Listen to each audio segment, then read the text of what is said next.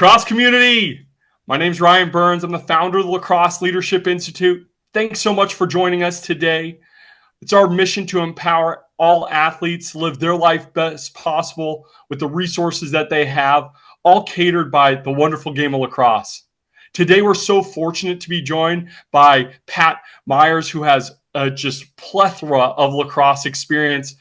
He's at 20 years of Division I lacrosse coaching, which is unbelievable, Pat. We'll dive into that a little bit more later, but he was able to play with his brother over at Ohio State, coach with him for Team USA, a couple teams, which is so cool.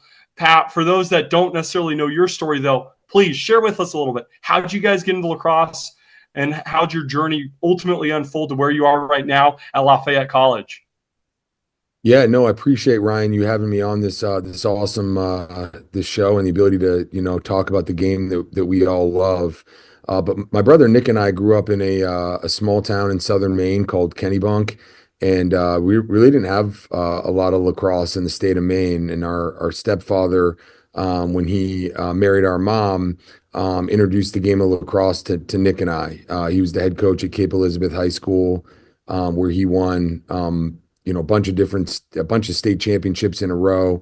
Nick and I became like the water boys for those teams. We had mohawks and rode on the buses and Oh just my fell in love with gosh. the sport, at a young age, and switched over from baseball probably in like fourth or fifth grade, and never looked back. It just became, addictive, for us, just playing with our friends, trying to get our friends to play. We were both multi-sport athletes, played football, played basketball, those types of things. So when we went to college, I think we both knew that, we wanted to coach or teach because our parents are educators or teachers. Once Nick got into coaching, he came up and coached me at Ohio State my junior and senior year. He became the volunteer there. I knew I wanted to coach as well, and kind of follow that path.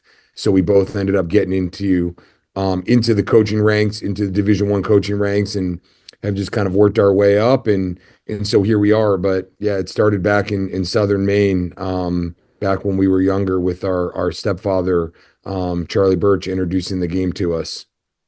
It's so awesome how lacrosse can start at such a young age and be a family sport where you get together with your brother, your friends, stepfather, and then it turns into something so beautiful. I mean, I even heard you talking about the 20,000 rep challenge during COVID with your daughter, which is Oh so yeah, cool. yeah.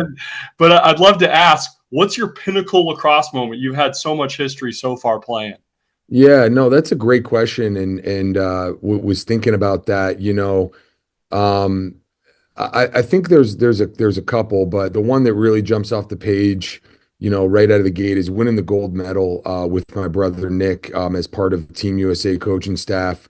We were fortunate enough to do it twice, back in 2016 over in British Columbia, coming back to beat Canada in the final seconds. Was probably the pinnacle moment in my lacrosse career up to that point. But then the ability to go back over and to Ireland 2 years ago, and have my daughter by my side, when we were able to win the gold again.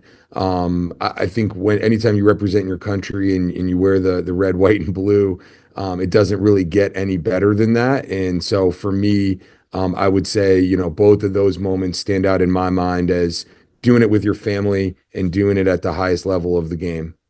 Oh, that is so cool. It sends chills down my body thinking about that opportunity to be just side by side with your best friend, your brother, and ultimately win a goal in a matter of seconds.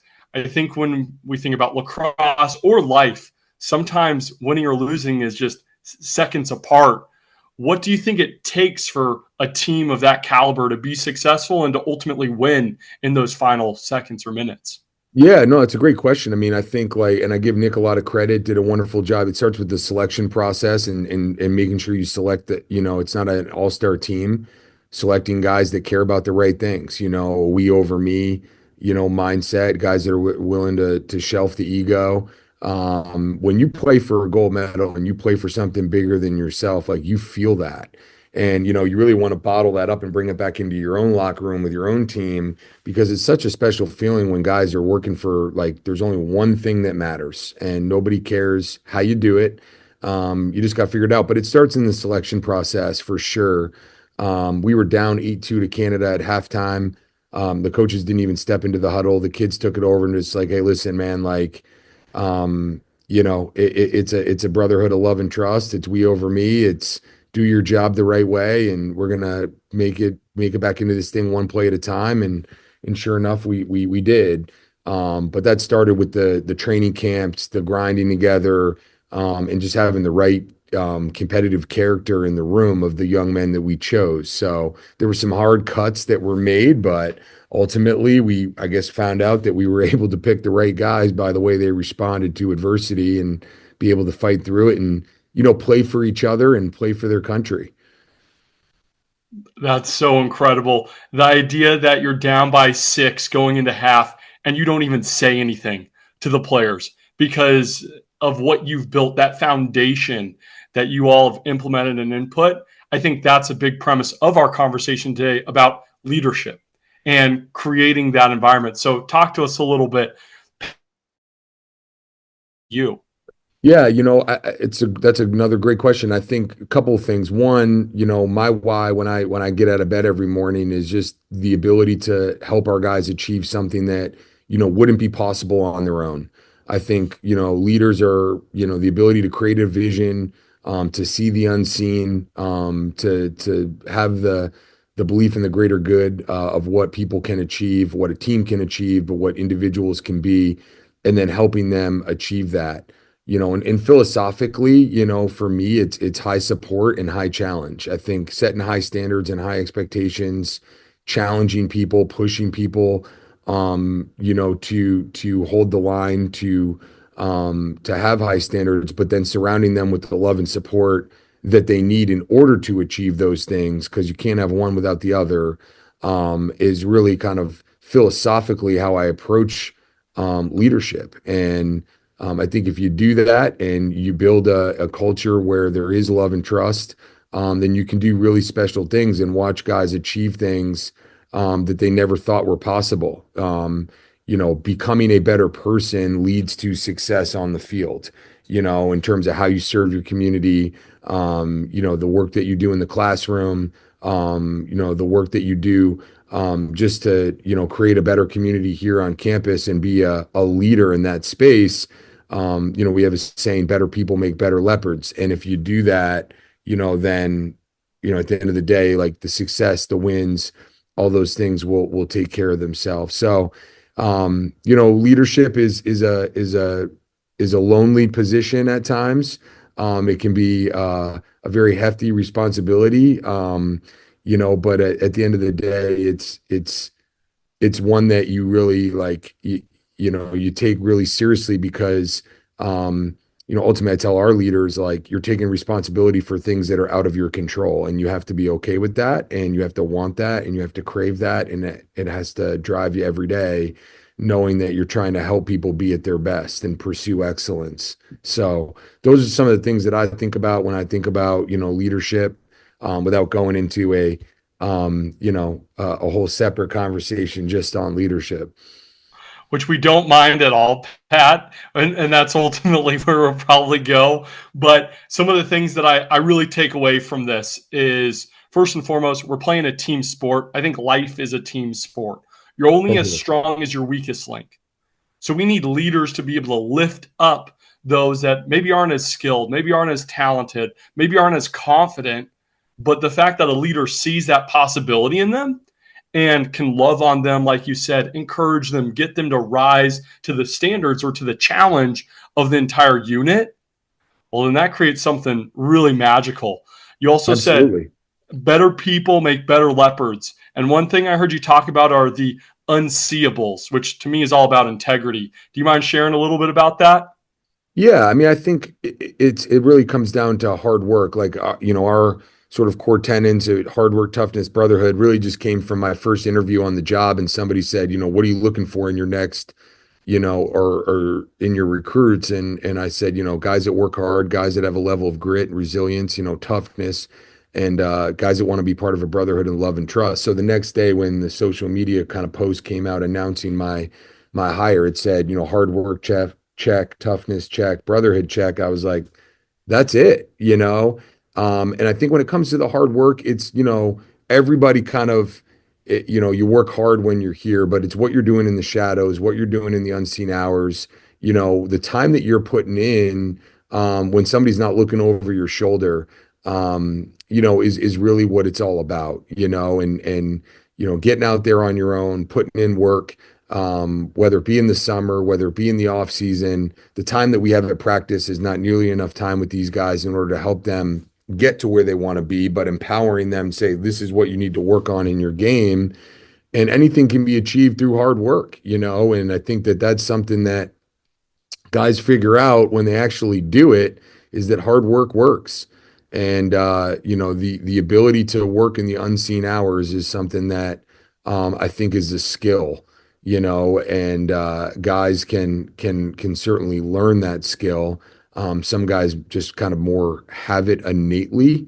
But I get parents at the youth level all the time when my girls play club and they say, what should my kid be working on? What should they be doing? And it's like, get out in the backyard, and put in the time and put in the effort, to get to where you want to be. You want to have a great stick. Lacrosse is great because, you don't have to be the biggest guy in the world or biggest girl in the world, but if you have an elite stick, you can be incredible. And there's no reason not to have an elite stick because you can work on that on your own. All you need is a wall and a ball. So, I think that's something that makes lacrosse like kind of the medicine game that it is put the headphones in, go out, work on your game, and then see the results. 100%.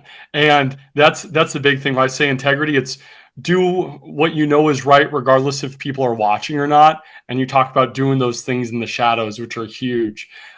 Can you share a little bit about this 20K challenge that you had your daughter do, and it seems like maybe started with your brother as well and his son? Because I Yeah, think that was so cool. I don't even remember where, like that was from a like an Instagram challenge that came up over COVID. And Nick and I were kicking it back and forth, and we're like, oh yeah, we should have the kids do this. So, I just told the girls, I said, you got to, all, COVID, you were looking for obviously any way to continue to put a smile on your kid's face. I said, if you do this, I'll buy you a jersey of your favorite player, at any, for any professional team. So I kind of gave them a reward at the end of it, but it was good. It's not easy. I challenged some of my players to do it, and they're like, "Man, coach, this is hard." But it was a good challenge for sure, and I think really kind of sparked their love for the wall. Well, it's 20,000 reps on the wall in 7 days. When I listened to you talk about it before, you talked about some breakdowns. And I think that's more of a metaphor of life. Whenever we have a challenge, and I like having a challenge that's specific, it's time bound, you know the action and you can know the results right there. That star goal is so big, but we're going to face challenges. So whether it was your daughter trying to take that on, or whether it's something that you've coached Team at USA or coached the Leopards, what's a challenge that you faced over the years that you had to really dig deep? And what are some of the, I'll say, values that you lean on to get through challenges or get through adversity? Yeah, geez. I mean, I've faced a lot of adversity in our career. I think coming to Lafayette and taking over a program that didn't have a long history of competitive success, it was a challenge I knew I was gonna, be in for. And we went 4-11 my first year, and then we went 0-4 to start the season the following year, and then COVID hit. And then we had an 0-11 season. So we lost, a lot of games, in a period of time where we were just trying to build culture, and change a program. And I think for me, one thing that somebody said to me, was the ability to have patience and urgency at the same time.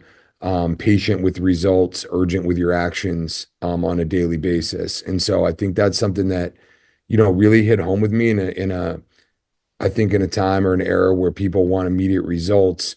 I think understanding that when you go out to could just be the wall ball thing, like, yeah, you might not see the results like, you know, the instant gratification of it. But if you stick to something and you stack days, we have a rock in our locker room with the Stonecutter Creed posted in the locker room and an axe. Talks about it's not going to be the first blow or the second blow or the fourth blow, but it's you don't know what blow is going to crack that rock. So it's the ability to stack days and the stick to itiveness and the resilience and the grit of knowing that um, you've got to maintain this mindset that is somewhat neutral. And we have another saying or another slogan that we use in our program is DMGB, which stands for doesn't matter, get better. And it's kind of like the answer to everything, right? Like you win, doesn't matter, get better. You lose, doesn't matter, get better. And I think being able to stay neutral, both positive, but also realistic about what you need to get better and work on, is sort of like what's gotten us to this point as a program. And for me as a coach, allows me to stay more, even keeled, throughout it and with our guys. So our guys, mental health is a real thing. They have their up days, they have their down days. It's not always 70 and sunny. They have exams, they have family issues, they have, girlfriend issues, whatever it is. And it's like the ability for them to just continue to understand that adversity is real. How you respond to adversity is totally within your control.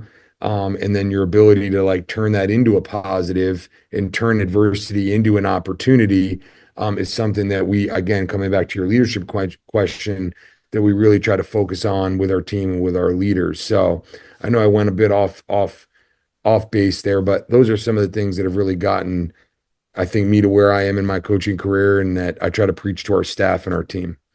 Well, it's huge because we're going to be faced with challenges and adversity all the time, and that evokes emotion, whether it's fear, anxiety, I mean, sometimes confidence. There's challenges that we always face, and that emotional response is innate. It's going to happen. It's fight or flight.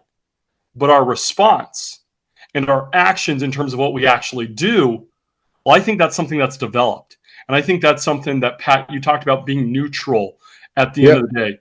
For me, that's having the confidence on the lacrosse field. It's anticipating, hey, if I'm two passes away, what should I be doing? What are my looks?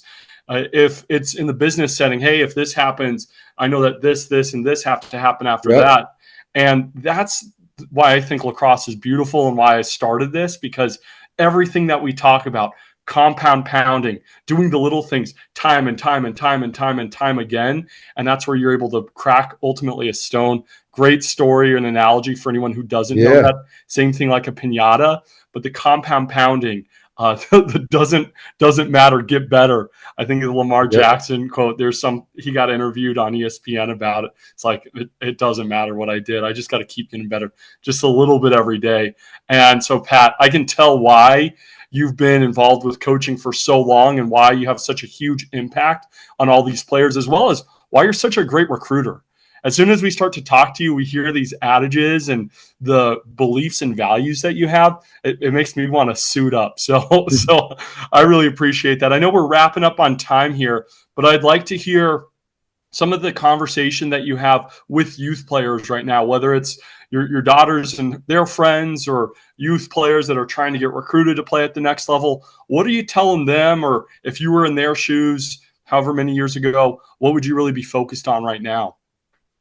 Well, my daughters are both playing three sports, and I think in an era with like club lacrosse, like where we didn't have club lacrosse when I was young. So you finished one season, you put, the football down and picked up the basketball. And, while it is a great thing, because I wish I had had the ability to have the other competitive outlets for lacrosse, it also puts pressure on kids to like drop sports and focus on something. And I just try to, help parents or tell parents to take a deep breath. Like, your kid playing other sports is a really good thing. Putting in the work on their own in the backyard, that's totally within their control. But you don't need to be at every event. You don't need to be at every skill training. You don't need to spend thousands and thousands of dollars. It's really about that doesn't impact like the heart behind the jersey and their ability to like have the work ethic that they're going to need to have to be successful. And I think playing multiple sports, is a real positive for that. Being with other coaches, being with other teammates. So that those are some of the things that I talk to people about is just not getting so hung up, especially at an early age, with we've got to be involved in all these different things specific to one sport.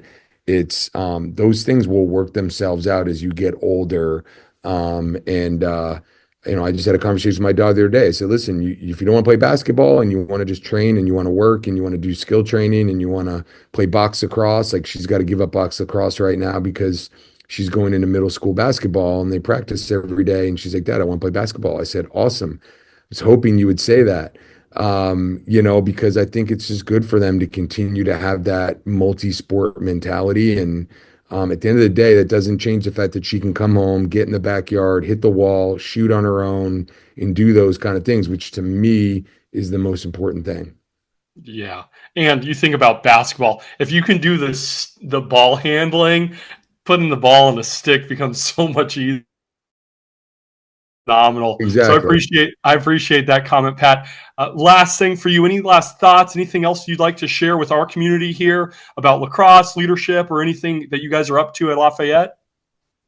Well, I mean, we're trying real hard to grow the game here at Lafayette with the Lehigh Valley, and it's fun to watch it really explode. The girls' game is growing every bit, if not faster than the boys' game. But to the people out in your community, like I came from Southern Maine. My brother came from Southern Maine. We're from a non-traditional lacrosse area. And we were just kids that went to the park every day and had a dream of playing at the next level. And there's something for everybody. The game is such a great game. You fall in love with it, you work your tail off, and it can take you wherever you want to go. But I'm always excited about helping out non-traditional areas, outside of the Baltimore, the Long Island, the New Jersey, the Philly type places. And it's exciting to see what you're doing out there, Ryan, and helping the game grow. And just anything I can do to to help out, happy to do so. But it's growing fast and it's the fastest game on 2 feet. So enjoy it. And, it can take you wherever you want to go. Awesome. Pat, thank you so much for joining us today. We really appreciate you, and we'll be cheering on the Leopards moving forward. Yeah. Thanks for having me. Honor to be here.